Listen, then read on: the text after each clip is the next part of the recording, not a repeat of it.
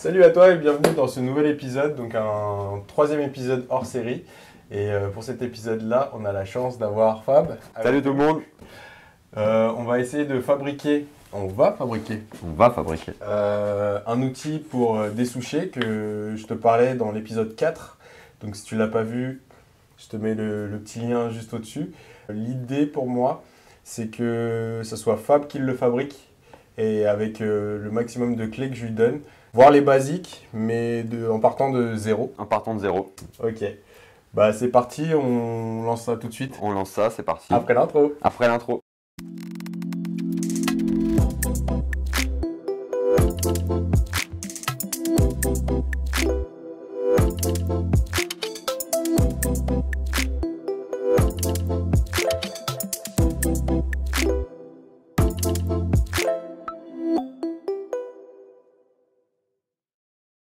Alors il y a plusieurs choses à dire sur la soudure et je vais vraiment essayer d'aborder les basiques sans rentrer dans les détails.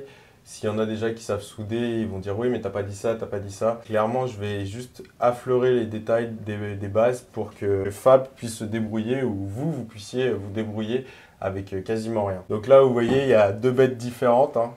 Peu importe pour moi le poste. Le principal, c'est que tu comprennes la lecture du bain de fusion, mais ça, on verra plus tard dans le chapitre. On va commencer par les électrodes, que vous appelez les baguettes.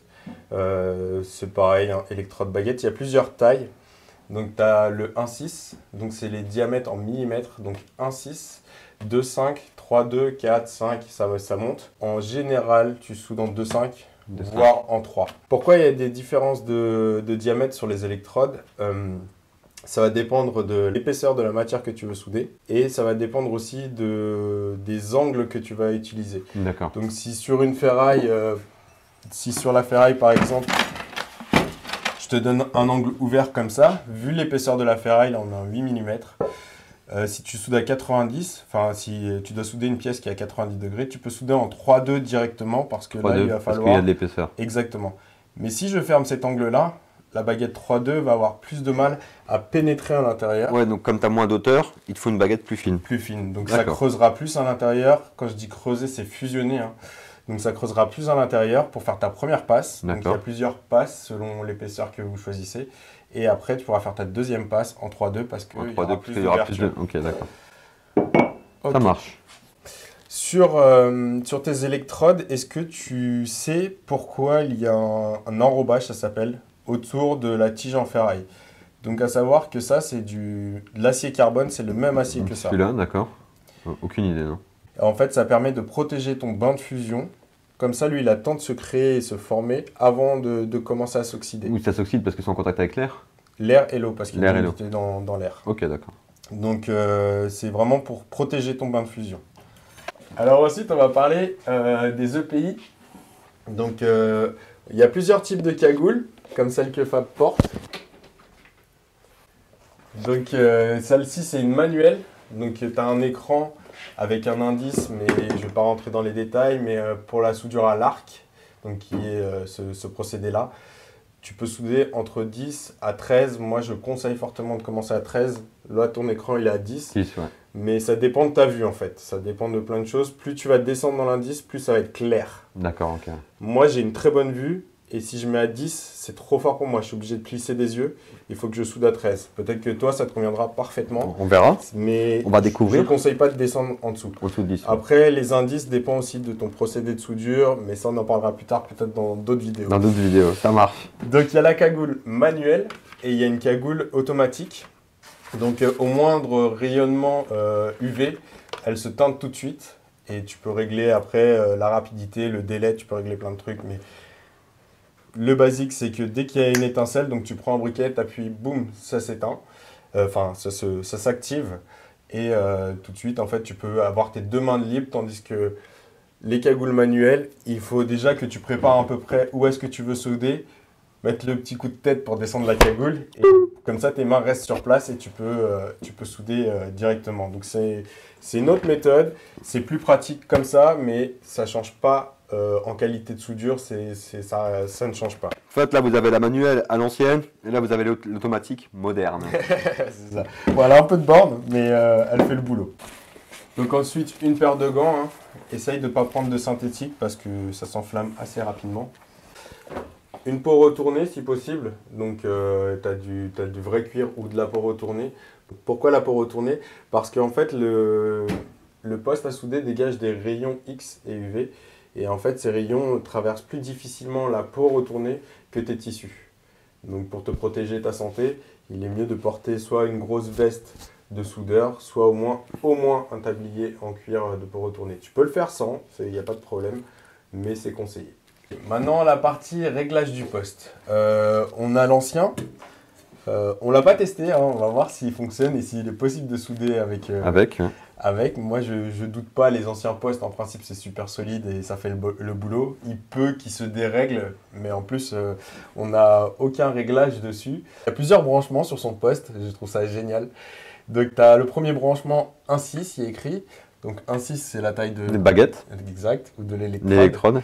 L'électrode enrobée, même le full nom, si tu veux savoir. Électrode enrobée, c'est les baguettes. Donc, 1,6, c'est la taille qu'il y a. Donc, tu viens de brancher en haut. Après, tu as 2, 2,5, 3,15. Il n'y a même pas 3,2, mais ça doit être 3,2.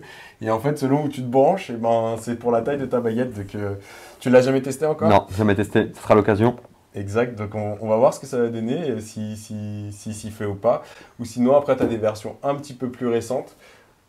Plus récentes. Il y a plein de boutons.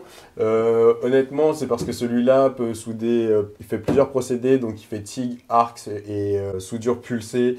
Il y a plusieurs options, mais ça, franchement, c'est quand tu vas plus loin dans la soudure, quand tu pousses le truc un peu plus loin. Il fait aluminium aussi, donc c'est encore un autre procédé. Donc c'est pour ça qu'il y a plein de boutons. En soi, si tu le mets en mode arc, j'ai qu'un seul bouton, de 0 à 160. Donc ça s'arrête là. Et de 0 à 160, c'est la température? C'est les ampères. Les ampères, d'accord, l'ampérage. Là, tes ampères, ils sont dans tes broches, ils sont déjà prédéfinis. Et moi, il va falloir que je les définisse. C'est ça. Donc sur les postes, pour souder à l'arc, tu as deux branchements à faire. Donc la masse, c'est la pince métallique que tu viens brancher sur ta matière, donc sur ta ferraille qui est brute. Parce que, attention, j'ai déjà vu des gens qui essayent de brancher la masse. Sur un truc peint? Exactement. Donc la masse qui essaye de le brancher sur un truc peint. Clairement, faut que tu t'imagines, en gros, tu prends un câble électrique et toi tu touches la gaine. Bah, le courant il passe pas. Non, le courant passe c'est pas. Exactement pareil. Si tu veux qu'il passe, il faut que tu enlèves la gaine. Donc là, la gaine serait la peinture. Donc ouais, il faut poncer pour avoir le contact brut directement avec le métal. Donc après, en soudure, tu peux dire poncer, mais on dit blanchir. Blanchir, c'est que on voit tout de suite la ferraille la matière brillante. Donc c'est blanc par rapport à la surface brute. Donc c'est blanchir, ça s'appelle. Blanchir. Poncer, tu peux le dire aussi. Donc ensuite, tu as la pince de l'électrode. Donc soit tu as ce modèle-là où tu viens pincer l'électrode dedans, soit tu as ce modèle-là qui se serre par la tête et tu viens insérer l'électrode et en resserrant, ça la bloque et le courant se fait aussi. Honnêtement, moi je préfère clairement ce modèle. Vous voyez, pourtant les postes ont au moins 30 ans de différence, je pense. Ouais, au moins 20-30 ans, facile. Ouais. Et je préfère nettement ce procédé-là que celui-là. Parce que moi, là, la baguette, elle bouge pas, elle est fixée dedans. Tandis que moi, si elle vient se coller sur la matière, elle peut glisser, il faut la recaler. Et je préfère largement ce mode-là. Tu as un plus, un moins sur les postes. Donc plus, moins. Il y en a qui vont te dire, ouais, il faut que la masse, il faut que ça soit le moins. Et la pince de l'électrode, il faut que ça soit le plus. Oui, comme la batterie de voiture, plus, moins. Exact, tu peux partir là-dessus. La seule différence, quand tu mets la pince sur ta matière et que tu veux souder avec l'électrode, donc la pince est en moins, l'électrode est en plus, c'est que en fait, le courant électrique va partir de ta pince, de ton électrode, pour rentrer dans la matière pour rejoindre le moins. Donc en fait, c'est la circulation du circuit. Qui est différent. Exact. Tandis que si tu branches dans l'autre sens, ça va arracher la matière, donc ça va passer dans ce sens-là, et c'est lui qui va subir l'arrachement premier et pas ton électrode. Et la fusion avec l'arc fait que l'électrode va couler. Moi, personnellement, quand c'est des trucs que je dois vraiment faire très très solides, comme par exemple l'attelage de ma voiture, je préfère inverser, parce que vu que ça arrache, je vais encore plus profond. Si tu fais bien la chose, pour moi, ça tient encore plus fort que... Si tu vas plus profond dans la matière, tu as tu as une meilleure pénétration. C'est Okay. Ça. Mais les deux se valent. Hein. Dans l'autre sens, ça fonctionnera très bien. C'est juste là, on vient titiller un petit peu plus loin dans les détails. Le détail. La matière, les gars. Là, nous sommes sur de l'acier carbone, ce qu'on appelle vulgairement, pardon, de la ferraille. Exact. Donc aujourd'hui, on va s'occuper vraiment principalement de la ferraille. Il y a plusieurs épaisseurs. En principe, quand on commence la soudure, on se dit, je vais faire des petits trucs comme ça, au moins je ne ferai pas trop de bêtises. Ça, c'est l'erreur des débutants totale. Pour moi, minimum, si tu débutes, minimum, tu commences à 5 mm d'épaisseur sur ta ferraille. C'est pour moi le minimum. Au moins, tu te fais la main et tu as le temps de pouvoir comprendre sans traverser ta matière, sans faire de trous. Vraiment, tu as vraiment le temps de voir ce qui se passe. Là, on va partir sur carrément du 8 mm pour vraiment que tu te fasses la main et que l'épaisseur de la matière fasse que tu aies le temps de voir ce qui se passe. Donc, quand je dis voir ce qui se passe, c'est apprendre la lecture du bain de fusion. D'accord. Oui, parce que ce qu'il faut savoir, c'est que plus tu prends une pièce qui est épaisse, plus c'est facile à souder quand tu débutes. Et plus tu prends une pièce fine, plus c'est difficile parce que tu as moins d'épaisseur. Donc tu as plus de facilité à traverser ta pièce que si tu prends une pièce qui est quand même assez épaisse. Exact. Au moins là, la répartition de chaleur, donc la dilatation est plus lente. Donc même si tu fais des erreurs, des trucs qui sont pas bien, ça bougera pas. Ok. Mise en pratique avant, une petite théorie. Donc là, il va y avoir plusieurs écoles. Honnêtement, il n'y a pas de meilleure, moins bonne école. Chaque personne qui soude, ça s'appelle ont leur main. Ça veut dire qu'ils ont leur manière. C'est exactement comme l'écriture. Chacun a sa manière d'écrire. Pourtant, on écrit...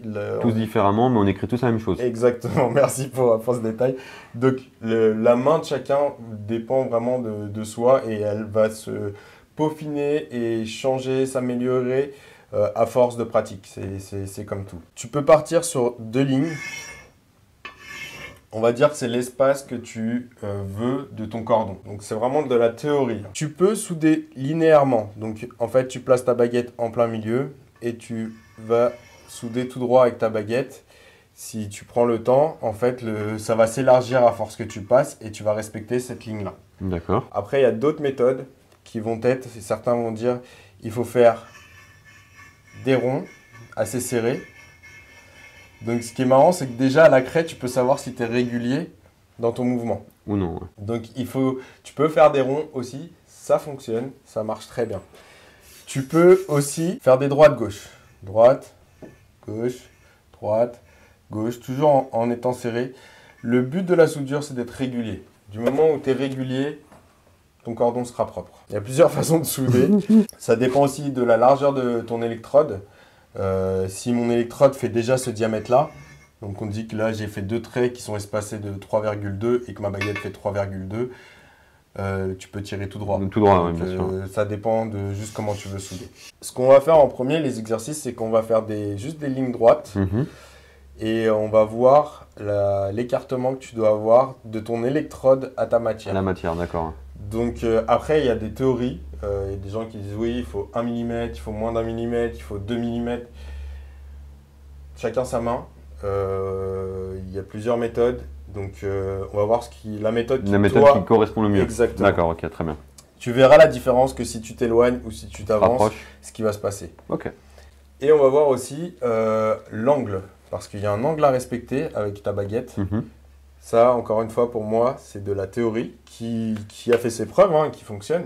Mais pour moi, le principal, c'est que tu saches lire le bain de fusion. Ok, ouais. Si tu sais lire ton bain de fusion, peu importe l'inclinaison. Peu importe, tu as quand même un minimum, un basique à respecter. Mais si tu sais lire ton bain de fusion, c'est tolérant. Ok, c'est tolérant. Ça marche. Donc, sur la baguette, je répète, il va y avoir un mouvement à effectuer, il va y avoir une distance à respecter et en plus une inclinaison à avoir. Fab va faire 2-3 essais et après on se lance sur la pièce directement. Donc j'ai déjà fait mes croquis, j'ai fait mes plans. C'est une pièce qui existe déjà, qui coûte presque 200 €. Donc honnêtement, au jour d'aujourd'hui, je vais utiliser un fer U. Hein. Donc on dit U parce que le profilé est en U.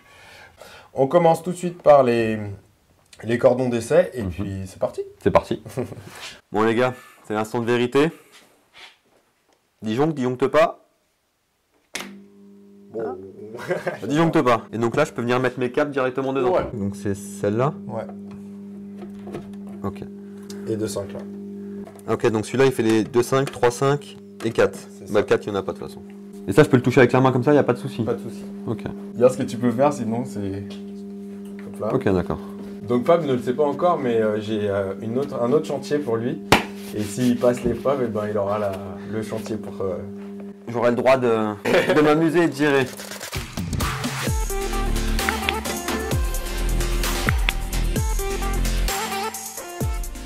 Donc là, on voit, c'est les premiers que tu as fait. Donc là, celui-là, c'est le tout premier. Ouais. On voit que tu t'es déplacé super rapidement. Du coup, tu vois, la matière n'a pas eu le temps de s'élargir et de fusionner. Elle est juste collée sur la matière.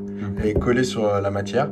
Et elle s'est déposée un tout petit peu. Elle n'est pas en profondeur. Exact. Là, on voit bien que tu as gratté ta baguette tout au début. Et après, je t'ai dit ralentis, ralentis, ralentis. Et plus tu as ralenti, plus on voit que, tu vois, il s'élargit. Tu vois, ta fin, elle est parfaite. Là, la goutte, elle est parfaite. Pourquoi je te dis ça? Parce qu'il n'y a pas de petits trous dedans.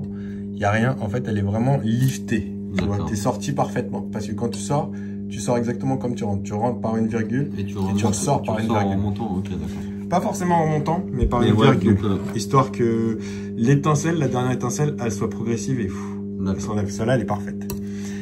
Là, tu t'es fait un petit peu la main, donc après, tu avais peut-être du mal à suivre. Donc là, on voit que tu as bien démarré. Tu as gardé une régularité jusqu'ici. Et là, tu as commencé à accélérer. Parce que ton électrode commence à se consommer. C'est là où je disais avance, avance, avance. Ton électrode pour la plonger dedans. Parce que tu commences à t'éloigner. Donc, ça revient en petites gouttes comme le départ. Ouais. Et là, on voit que là, je t'ai dit étouffe là. Et tu as commencé à l'étouffer. Donc là, tu vois, il y avait trop. Parce que tu as vraiment cherché à l'étouffer. Mais tu es resté trop longtemps dedans. Donc, il y a beaucoup de matière qui s'est mis. Ouais. Tu vois, sur celui-là, on voit le démarrage. Là, tu essayes de trouver ta cadence et boum, là, tu trouves ta cadence. Tu as vu, je t'avais dit tout à l'heure avec le laitier de là à là, je suis sûr que c'est bon. Là à là, tu vois, tu as la bonne épaisseur et c'est parfait. Maintenant, c'est pas propre parce que tu n'as pas été régulier, mais la soudure est bonne. D'accord. Une belle soudure ne veut pas dire que c'est une bonne soudure. Là, l'idée, c'est que si tu commences à souder la pièce... Donc, si tu commences à souder un côté, elle, ce qu'il va faire, c'est qu'elle va se rétracter quand elle va chauffer. Elle va se... Et en fait, elle sera plus droite, ta pièce. Donc, si tu fais un truc droit pour une porte, ça ne le sera plus. Donc, pour ça, il faut la pointer, ça s'appelle. Il faut juste que tu commences un mini cordon de 5 mm d'un côté. Ouais. Et à l'opposé, un cordon de 5 mm aussi. Et je pointe où? Sur le côté ou au-dessus? Très bonne question. Tu démarres ta baguette à l'extérieur de ta pièce. Ouais. Donc, comme on a vu. Et tu viens te déposer petit à petit. Donc tu démarres à l'extérieur de ta baguette, de ta pièce, et tu viens souder juste le coin. Let's go. I wake up to a little bit of drool on my pillow, feel like it's gonna be a bad day. I'm tired of shit and the coffee ain't hit yet. Donc là, on peut bien voir à chaque fois tes reprises. Hein. La reprise ici, la reprise là, ici. Là. Donc ça se voit. Là, il faudrait même que je remette un petit coup. Exact. Donc là, tu t'es décentré carrément du centre. Mais c'est pas grave parce que ce qui est bien avec le métal, c'est que tu meules et tu reprends.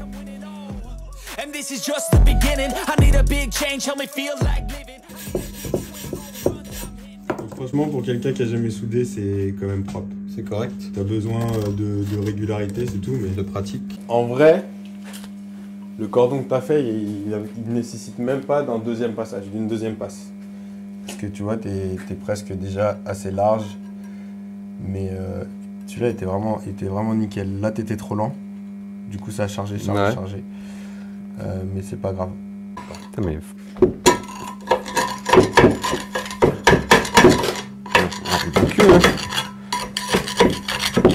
Tu sais pourquoi tu n'arrives pas à les enlever? Parce que c'était les gratons du cordon d'avant. Et plus il refroidit, plus ils sont durs. Ok. Donc ça, après, tu prends un disque à meuler. Bah, en tout cas, pour cette partie-là, c'est sûr, il est prêt pour souder la pièce. Il n'y a pas de souci. Comment tu l'as senti? Bah, nickel. Hein. C'est un coup de main à prendre. Clairement, faut prendre la technique, faut prendre le temps d'essayer au maximum de bien faire les choses. Mais... Est-ce que tu trouves que c'est accessible? Toi qui n'as jamais soudé, là, ça fait quoi? Ça fait 1h30, 2h qu'on est? Ouais, 2 heures facile, ouais. Ouais, c'est accessible carrément. Je pense qu'en une bonne journée de pratique, je pense qu'il y a moyen de faire des trucs sympas. Après, c'est comme tout, c'est en pratiquant qu'on s'améliore. Donc, c'est ça. Mais je pense que oui, n'importe qui peut se lancer dans la soudure à l'arc, clairement. Avec ses basiques. Hein. Avec ses basiques, j'ai ouais. pas approfondi le truc, mais avec ses basiques, ouais, tu peux carrément faire une pièce mécanique, ça sera largement suffisant. C'est sûr qu'après, si tu veux faire une pièce un peu plus avec des angles et tout, c'est les soudures les plus faciles, c'est la soudure à plat. Ouais. Vraiment, on a été chercher le basique de chez basique. Mais c'est déjà, tu as compris comment ça fonctionnait, tu arrives à commencer à comprendre ce qui se passe dans le bain de fusion. Tu n'as pas tous les détails, mais tu as compris ce qui se passait. Donc franchement, moi, je suis content de toi, frérot. Bah écoute, merci. Moi aussi, je suis content de moi. Bon, en tout cas, pour la soudure de Fab, moi, je dis, ça vaut des pouces bleus. Hein. Et puis, Des pouces, des cloches, des notifications, tout ce que vous voulez. Pour pas louper les prochaines sorties. Et puis, comme quoi il est possible de souder et de se faire plaisir. Vraiment, pour moi, c'est le principal, de se faire plaisir, pas oublier de se faire plaisir. Et réussir à créer une pièce pour jardiner ou pour faire un cabanon ou peu importe. Avec juste les basiques. Et voilà. Sur ce, n'oublie pas de t'abonner si la vidéo t'a plu. Et d'activer la petite cloche si tu veux voir le prochain épisode qui sort. Je te dis à la prochaine. Allez, Ciao, ciao.